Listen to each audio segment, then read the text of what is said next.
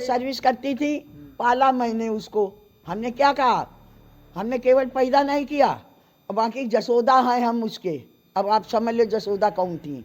आए दिन झगड़ा होता था, आए दिन। तो लेकिन हम ऊपर जाते रहे। हमको 6 साल हो गए हम ऊपर नहीं गए, क्यों? हम पैरों से बेकार हैं। जायदाद के पीछे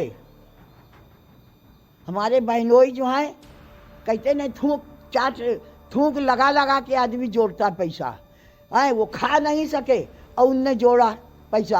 अब ये पैसा किस काम का? मोहब्बत की बेलगाम ख्वाहिशें, प्रेमी की चाहत की अंधी राहों में फंसकर कानपुर की एक पत्नी सपना ने अपने पति की हत्या करके जो कारनामा किया, उसको इसी कानपुर की पुलिस ने उसके कारनामे का खुलासा किया कि कितनी सातिर पत्नी, एक पत्नी जो 7 जन्मों के लिए पति का फेरे लेती है, पति के साथ वचन निभाने के लिए बात करती है, लेकिन उसने सपना ने जो कारनामा किया है उसकी वानगी ही मिलना बड़ा मुश्किल है। लेकिन सपना सिर्फ अपने पति की कातिल नहीं थी, उस पर अपने ससुर को भी किया था।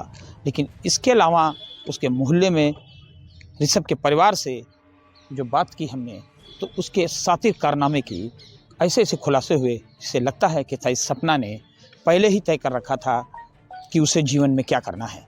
अपने प्रेमी राज को पाने के लिए सपना ने पहले धीरे धीरे अपने ससुर को, बीमार ससुर को दवाइयों का ओवरडोज दे करके मौत की नींद सुलाया। इतनी सातिर पत्नी कि पत्नी के साथ रहती रही, उसके साथ प्रेम का नाटक करती रही, लेकिन पति को शक भी नहीं हुआ कि उसके पिता धीरे धीरे उसकी पत्नी के द्वारा ही मौत की राह पे चल। हमने केवल पैदा नहीं किया, बाकी जसोदा हैं हम उसके। अब आप समझ लो जसोदा कौन थी? कृष्ण भगवान की, वही हमको समझ लीजिए आप। अच्छा, ऋषभ की पत्नी के ऊपर आरोप लगा है और ऋषभ की पत्नी ने कबूला भी है कि उसने जो है अपने पति का मर्डर खुद कराया है। हाँ, जायदाद के पीछे। हाँ, क्या क्या कहेंगे आप? हम पेपर दे रहे हैं, आप पढ़ लो, दे पेपर। नहीं, पेपर नहीं, आप अच्छा, इसका जो प्रेमी था वो क्या कभी कभार घर आता था क्या यहाँ पे? हमने एक ही बार देखा, लेकिन इसने कहा कि मोहन है, घर का नाम है मोहन से प्रसिद्ध है। तो हम क्या, वो हमको देख के उधर चला गया। तो हम कहें कि क्या मोहन है? तो बोली हाँ। तो हमने कहा वो बाथरूम गया तो हम क्या करें? अगर हम यहाँ से, ये जनवरी की बात है, और ये हम चारपाई पे यहाँ पैरों में सिकाई के मारे बैठते, तो 4 बजे धूप चली जाती है। तो हम यहाँ से हमने देखा, हमने कहा मोहन वहाँ बाथरूम गए। हम क्या देखें, हम अपने कमरे में चले, किवाड़ा बंद कर लिया, पड़ रही है। और वो फिर जब हम अंदर चले गए तो वो ऊपर चला ले गई। जब हमारे बहनोई लोधेश्वर मंदिर दर्शन करने जाते थे, और वो 1 हफ्ते के लिए बाहर गया था, टेस्ट देता रहा, इम्तहान उसका सर्विस का जहाँ जहाँ निकलती, 1 हफ्ते नहीं आए। उसी बीच में हमारे बहनोई लोधेश्वर मंदिर 7 बजे जाते थे, 9 बजे आते थे। उतनी देर में ये कमाल दिखा देती थी, ऊपर बुला के अपने कमरे में बंद। इस दौरान एक और उसका सातिर अंदाज सामने आया है कि सपना के घर के पड़ोसी विश्वकर्मा की बहन जय देवी का कहना है कि जब पति पे हमला हुआ तो पुलिस की निगाह उस पर जाती, उसके पहले ही उसने मेरे भाई विश्वकर्मा के खिलाफ FIR लिखा दी कि इन्होंने ही मेरे भाई पति का मर्डर किया है। पुलिस इस मामले में विश्वकर्मा को थाने ले गई, लेकिन उसकी उपस्थिति घर पे ही थी, इसलिए पुलिस का शक दूसरी तरफ घूमा। लेकिन इस दौरान सपना अपनी चाल में चलती रही। जब उसका पति ठीक होकर घर आया तो उसने दवाइयों का ओवरडोज दिया, और इसके लिए उसने मेडिकल स्टोर संचालक सुरेंद्र को भी अपने प्रेम जाल में फंसाया।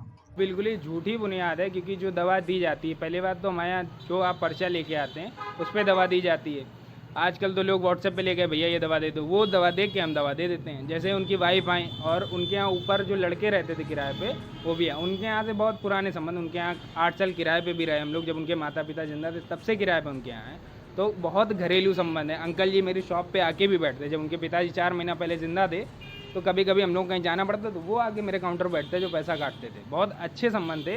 तो जब भी आते, जो उन्होंने दवा मांगी वो दी गई। और पुलिस के बाद मेरी हार्ड ड्राइव है, जैसे दुकान में मेरे 4 कैमरे लगे हुए, एक वो लगा है, एक ये लगा है, 2 पीछे आपके लगे हुए हैं। तो जो भी दवा जाती है वो काउंटर पे दिखती कि हम किसी को क्या दे रहे हैं क्या नहीं। तो इस दौरान जब वो लेने आए तो कैमरे लगे हैं, आप कैमरे चेक करिए, जो दवा दी गई साफ क्लियर कैमरे में आ रहे कि ये दवा दी गई, इतने पैसे लिए गए, ये दिया गया, उसमें एकदम क्लियर है। सपना जेल में रहेगी, पुलिस उसका ट्रायल करके उसको सज़ा दिलाएगी, लेकिन एक सवाल ये भी रह गया है, सपना ने एक नई बहस छेड़ दी है कि जब पत्नी ही पति को दवा के रूप में मौत का डोज देने लगे तो आदमी विश्वास किस पे करे।